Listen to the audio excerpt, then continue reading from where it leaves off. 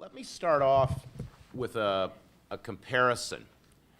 That in the world of physics, if you set a pendulum in motion, we all know at some point if there's no further force exerted upon it, it will come through to the center and be at rest. In the world of politics, unless there is a hand that is attempting to steady a relationship that has gyrated wildly, had lots of conflict within it, such things will not happen.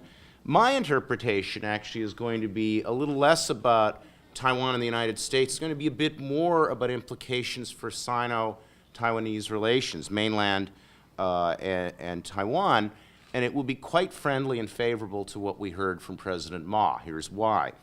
I will give some content as a social scientist to what he calls viable diplomacy. And I'll say a few things that may even be against intuition along the way, in that I tend to see what he's been doing, and I'm going to refer to things macroscopically over the last 6 years, but give a couple of examples. I can't possibly cover all the evidence that would favor this.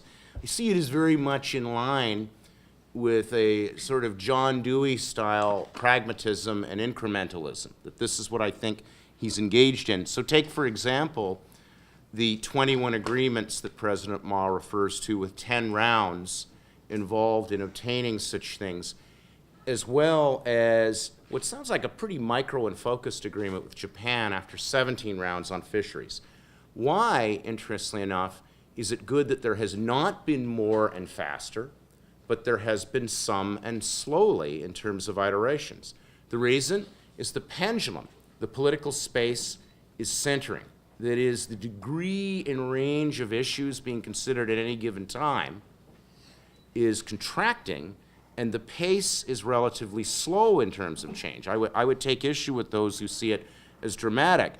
For example, the East China Sea Peace Initiative, in conjunction with these other items, collectively speaking, if we went back to 2008, I see as right in line with an incremental interpretation of the Ma administration's policies. In other words, we wouldn't be happy, from the point of view I'm talking about with my pendulum metaphor, if there had been a Japan fisheries agreement in 1 or 2 iterations. Public pressure on one end might be for more change more rapidly, yet others, as other panelists and speakers may have hinted at, might become nervous if things move too quickly. So President Ma has to find a way to center the pendulum while keeping enough people on board.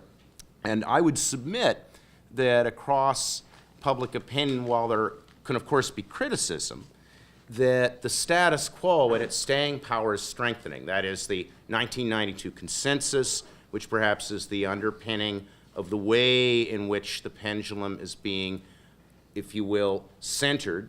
The 1992 consensus, the idea, of course, of one China, perhaps with multiple variants of one China, a Taiwanese model, a mainland model, what have you. In some of my own research, where I have drawn from deadly dull, and no, Clay, I will not try to summarize it, economic theorizing, mathematical modeling, in fact, that the staying power of the status quo, I would submit, is strengthening.